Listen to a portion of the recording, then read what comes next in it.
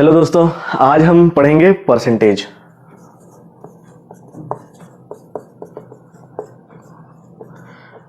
ठीक है, ये परसेंटेज आखिर है क्या? परसेंटेज का मतलब ये होता है कि पर सेंट मतलब 100।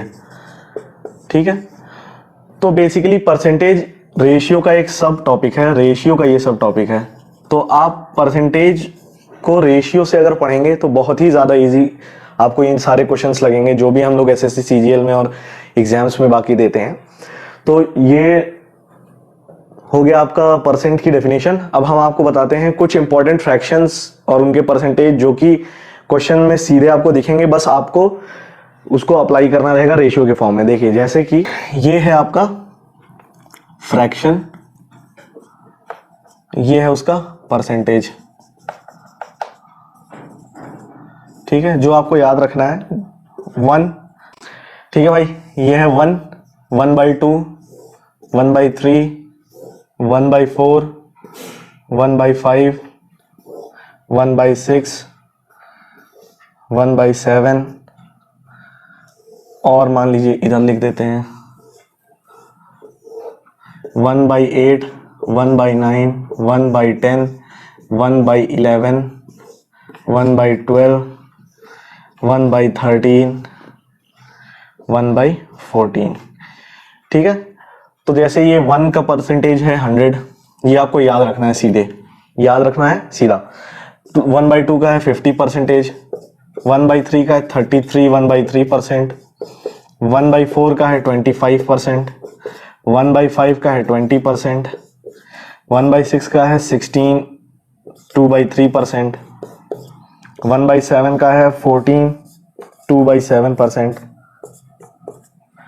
1/8 का है 12 1/2%, 1/9 का है 11 1/9%, 1/10 का है 10%, 1/11 का है 9 1/11%।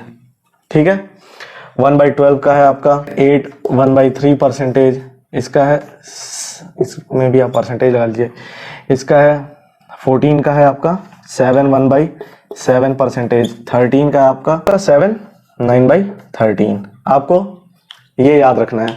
और एक दो वैल्यूज और हैं जो आपको याद रखना है, जैसे 37.5, 62.5, ये होता है आपका 3/8, 5/8 इसका।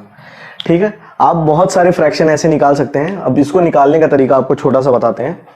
जैसे ये 3/8 है भाई, हमें पता है 1/8 क्या होता है। 1/8 होता है हमारा 12 1/2, तो हमें निकालना था 37.5। तो अगर ये 3 से मल्टीप्लाई किए हैं, इसको भी मल्टीप्लाई करेंगे तो 12 3 36 36, और 1/2 इंटू 3 करेंगे तो कितना आएगा 1.5, मतलब 1.5। तो ये आ गया आपका कितना, 36 36 प्लस 1/1 होल 1/2 मतलब 37 1/2। तो ये आ गया आपका 37 1/2। अगर वही आप इसको मल्टीप्लाई करेंगे तो 3/8 बन जाएगा। ठीक है, वैसे ही अगर हम 5/8 करेंगे तो आपको कुछ नहीं करना है, आपको 12 1/2 को 5 से मल्टीप्लाई करना है और 1/8 को 5 से मल्टीप्लाई करना है। तो ये 5/8 तो बनेगा ही बनेगा, और ये आ जाएगा 12 × 5 = 60, और आप इसको करेंगे तो 2.5, तो मतलब 62.5। तो आ गया आपका 62.5 भी। तो ऐसे करके आपको परसेंटेज से खेलना है। ठीक है, इसको नोट करिए, फिर मैं आपको क्वेश्चन में इसको अप्लाई करके दिखाता हूं कैसे होगा। ठीक, देखिए जैसे आपके सामने ये क्वेश्चन है, A's income is 24% more than the income of B, then by what percent is the income of B less than that of A. हमें ये क्वेश्चन दिया है। ठीक, तो बोलता है A income is 24% more than that of B, मतलब अगर 24% ज्यादा है किससे, बी से, ए की इनकम 24% बी से ज्यादा है। ठीक है, तो 24% का मतलब परसेंट। ठीक है, अगर आप इसको काटें तो 2 या 4 से सीधे काटते हैं, 4 6 जा 4 25 जा। ठीक है, मतलब ये क्वेश्चन ये कह रहा है कि अगर b की वैल्यू 25 है तो a की वैल्यू b से 6 ज्यादा होगी। तो a की वैल्यू एक्चुअली होगी कितनी, a की वैल्यू एक्चुअली होगी 6 + 25 मतलब 31, a की वैल्यू इतनी होगी। ठीक है, हुआ क्या ये, अब a और b की वैल्यू कितनी कितनी है, a की वैल्यू 31 है, b की वैल्यू 25 है। क्वेश्चन क्या पूछ रहा है, by what percent is the income of B less than that of A. A से बी कितना कम है, तो कम कितना है भाई, 6 ही कम है। ठीक है, बी ए से कितना कम है, तो जिससे कम रहता है वो डिनोमिनेटर में आ गया, तो मतलब बाई 31 इंटू 100, मतलब आपका आ गया 600 बाई 31%। ठीक है, समझ में आई बात? तो ये आपका आंसर। ठीक है, नोट करिए, अगला क्वेश्चन करते हैं। ठीक है भाई, देखिए ये अगला क्वेश्चन है, ये एग्जैक्टली देखिए आया है ये किसमें, CHSL 2018 में। क्या कह रहा है, the income of A is 40% more than the income of B. If A got 25% increase in the income and B got 40% increase in the income, then what is the percentage increase in the combined income of A and B. ठीक है भाई, ए की income 40% पहले तो ज्यादा है B से, अगर ए 25% बढ़ रहा है, बी 40% बढ़ रहा है, तो दोनों का कंबाइंड कितना बढ़ा पुराने से। तो बोलता है ए मान लेते हैं हम, ये बी मान लेते हैं, ए इनकम 40% ज्यादा है बी से, तो बी अगर 100 है तो इसका 40% भाई 40 ही होगा, क्यों, 40 बाई 100 ऑफ 100, तो इसका 40% कितना है, 40 ही है।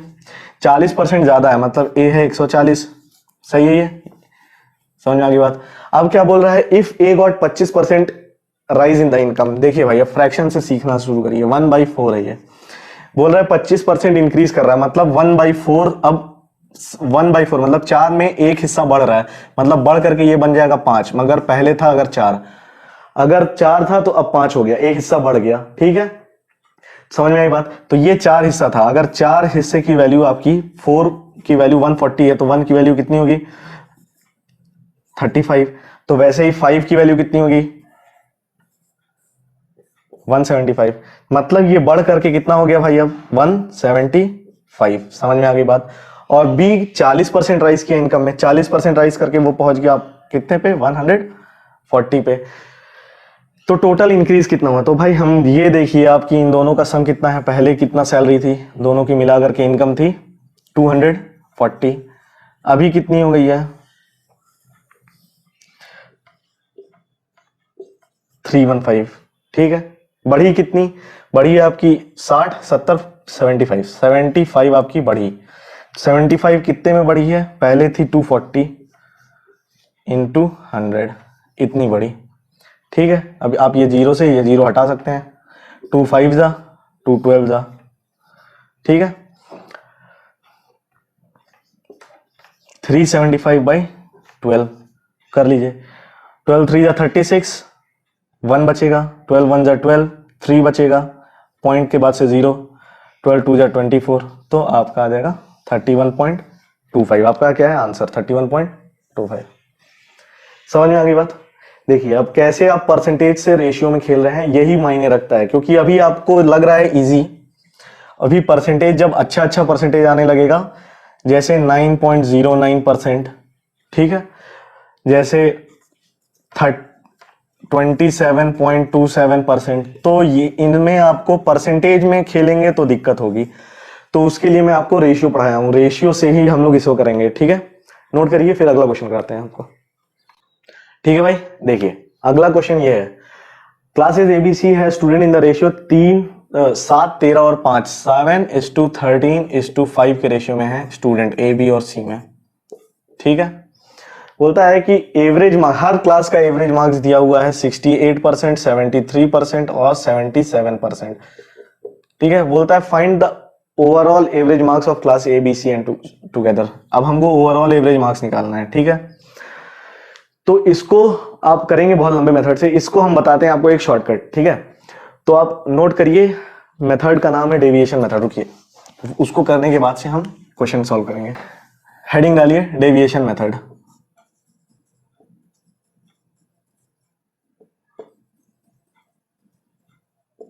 डेविएशन मेथड हेडिंग है। ठीक है, ये मेथड होता क्या है, जैसे बोलता है कि अगर एक फैमिली है, उसका जो खर्च है किस पे, राइस और पल्स मतलब चावल और दाल पे, वो है 11:9 के रेशियो में।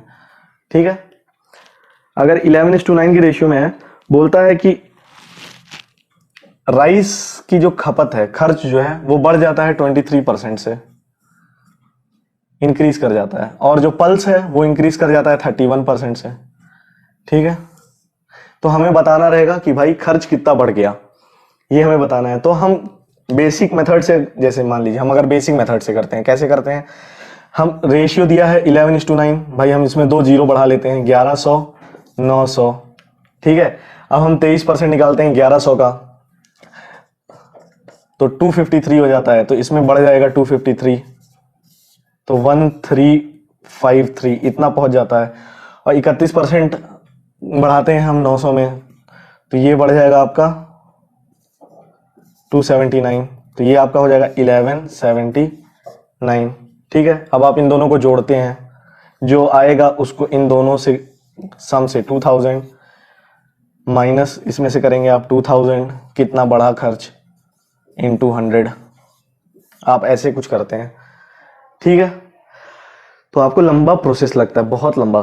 तो हम करते हैं डेविएशन मेथड से। कैसे, देखिए डेविएशन मेथड से कितना परसेंटेज बढ़ा खर्च, हमें यही तो बताना है।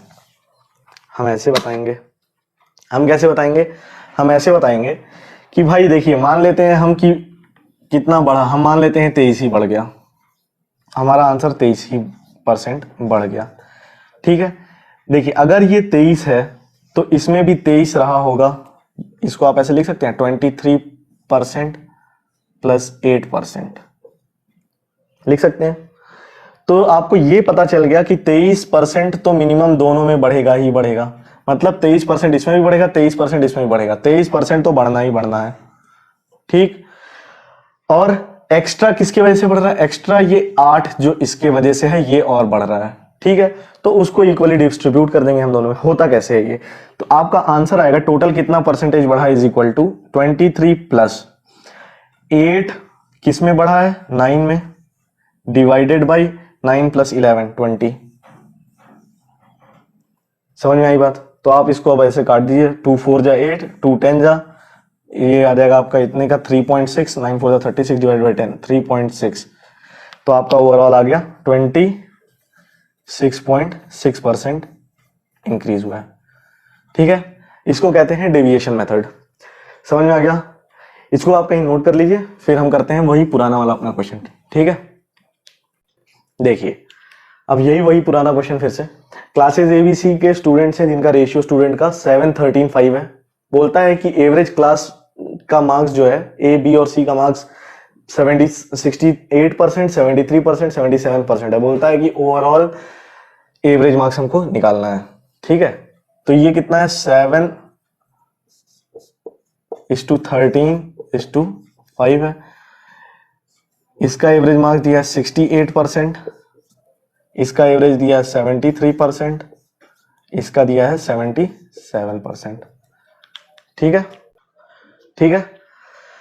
अब हमको निकालना है ओवरऑल मार्क्स। ओवरऑल मार्क्स भाई निकलेगा कैसे, ओवरऑल मार्क्स ऐसे निकलेगा, आप किसी को भी देखिए 68 से 77 के बीच में कोई भी वैल्यू, मतलब कुछ भी मान लीजिए आप, आंसर आपका आ जाएगा। जैसे मैं मान लीजिए कुछ भी मान लीजिए, आप इसी को मान लीजिए या इसको मान लीजिए या उसको मान लीजिए, किसी को भी मान सकते हैं। मैंने माना 73% अगर एवरेज है, 73% अगर ओवरऑल है, तो ये कितना कम है 73 से, 5 कम है। ये कितना पीछे है, 5 भाई, 5%। ये कितना पीछे भाई, 0%, ठीक है। ये कितना पीछे है, ये पीछे नहीं, ये आगे है, कितना, 4%, ठीक। तो आपका एक्चुअल आंसर कितना होगा, 73 तो आपने माना ही था, प्लस आपका कितना है, 7 5 जा 35, मतलब -35 प्लस 5 4 जा 20, ठीक है, अपॉन 25, ठीक है। ये कितना आ गया आपका, आ गया आपका -15/25, मतलब -3/5, मतलब -0.6 आप इसमें से घटा लीजिए। अगर आप 73 में से 0.6 घटाएंगे तो 72.4, ये आपका एवरेज आ गया, ये आपका आंसर है, ठीक है। समझ में आ गई बात, डेविएशन से कैसे क्वेश्चन लगेगा, समझ में आ गया। ये है आपका आंसर, ठीक है। नोट करिए, नेक्स्ट क्वेश्चन करते हैं, ठीक है भाई। देखिए अब जैसे ये अगला क्वेश्चन है कि इफ अ स्टूडेंट मल्टीप्लाई कर देता है एक नंबर को गलती से 7/12 से, करना था उसे 11/16 से, तो बोलता है कि कैलकुलेशन में कितना एरर आएगा, कैसे निकालेंगे। देखिए 7/12 से वो मल्टीप्लाई कर देता है, ठीक है, ये एरर वाला पोर्शन है, और ओरिजिनल था 11/16 से। बोलता है कि इतने से मल्टीप्लाई करना था, उसने इतने से मल्टीप्लाई कर दिया, तो कितना एरर आएगा। अगर हम मान लेते हैं वो नंबर, कुछ मानते हैं नंबर, क्या माने, ऐसा मानिए कि ये डिनोमिनेटर दोनों में से हट जाए, तो इन दोनों का एलसीएम ले लेते हैं। एलसीएम क्या है, 12 और 16 का। देखिए भाई, आपको पिछले वीडियोस में एचसीएफ एलसीएम के बताया था, क्या बताया था, इसको आप 4 इंटू 3 लिख सकते हैं 12, इसको आप 4 इंटू 4 लिखेंगे, 4 पहले से मौजूद है, बस 4 की जरूरत है, मतलब 48 आपका एलसीएम है। ठीक है, तो अगर हम इसको 48 से मल्टीप्लाई कर देंगे दोनों को, तो ये 16 3 जा 48, 12 4 जा 28 और 33, मतलब उसका आंसर आना चाहिए था 33, आया है 28। तो एरर कितना है, एरर है आपका 5 का, अपॉन ओरिजिनल कितना है 33 इंटू 100, तो ये आ गया आपका 500/33। तो डिवाइड करके देखिए, 33 बन जा 33, बचेगा कितना 17,